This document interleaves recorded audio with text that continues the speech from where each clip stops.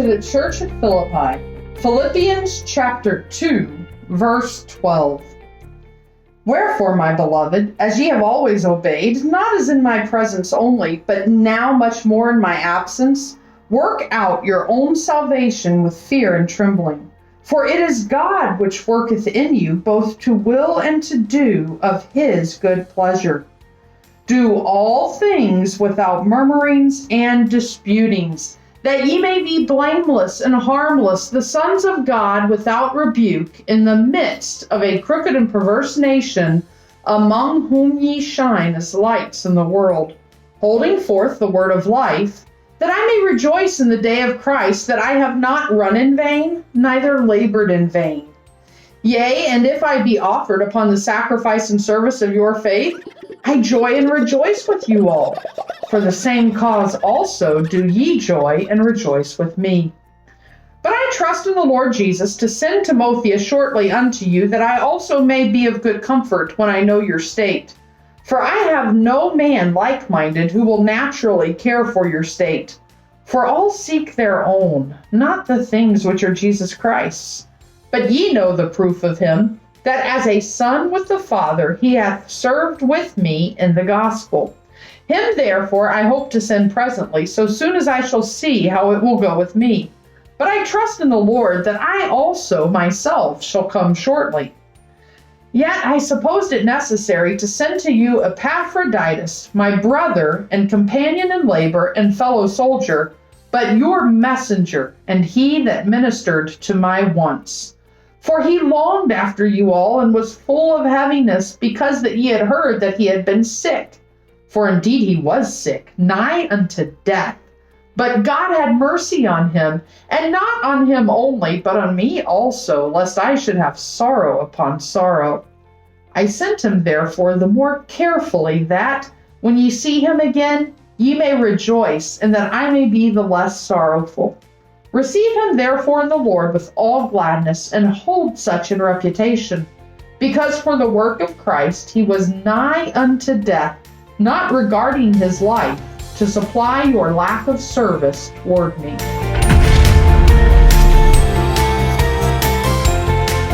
Okay, first, let's quickly review. The church at Philippi is a church that is being persecuted. Paul told them that they should be living in a way that matches the gospel. And you do that by working for unity, being of the same mind, not being fearful of what others may think or do as you share the gospel, and to treat others as more important than yourself. Now, Paul is going to add something else to this list and introduce us to two other men that have been good examples to follow.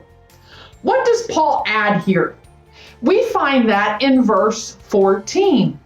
You may have heard this from one of your parents before. Do all things without murmurings and disputings.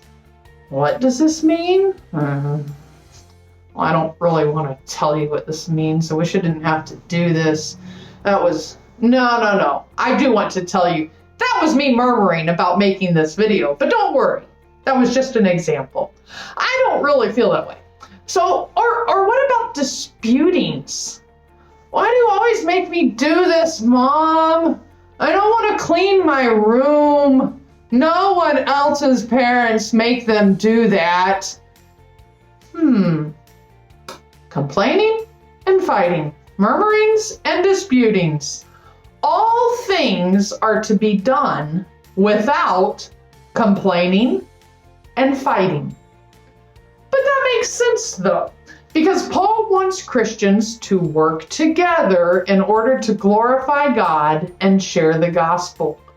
We can't do that if we're always complaining and fighting about things, right?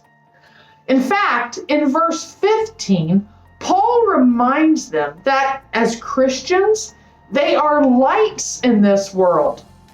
Who wants a light that is always flickering when you turn it on? That sure does get annoying really fast. We shouldn't be complaining and fighting because we want others to listen to the good news of Jesus that we are supposed to share. Now, about these two men that Paul uses as examples. In verses 19 to 23, Paul tells us about Timothy. This would be the same Timothy to whom Paul wrote the letters of 1st and 2nd Timothy, and the same Timothy that Paul mentions in verse 1, chapter 1 of this book. Paul said in verse 20 and 21, "For I have no man like-minded who will naturally care for your state, for all seek their own, not the things which are Jesus Christ's." Paul knew that it would be good to send Timothy to the church in Philippi because Timothy was not interested in looking out for himself, but in doing what Jesus wanted him to do, in glorifying God. You know, if we would all just put as first and most important what Jesus wants us to do, to glorify God, then we would get rid of most of that arguing, complaining, fighting, disunity that Paul has been warning us about. The second man Paul mentions is Epaphroditus. This is kind of a cool story, but we don't have a lot of details. Remember, the church at Philippi is facing persecution for their faith in Jesus.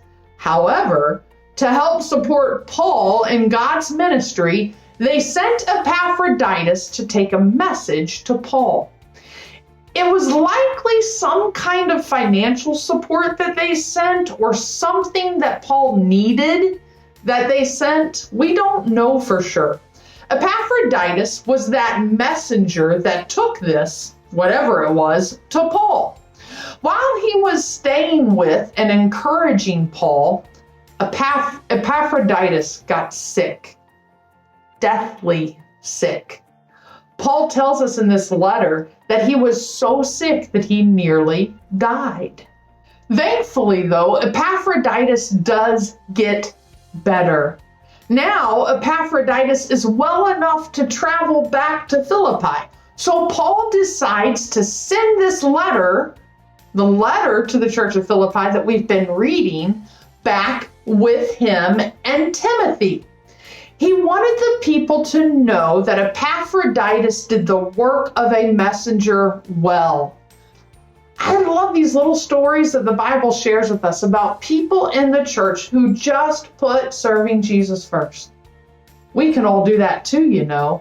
And we'll learn more about how next time here on Young Theologians.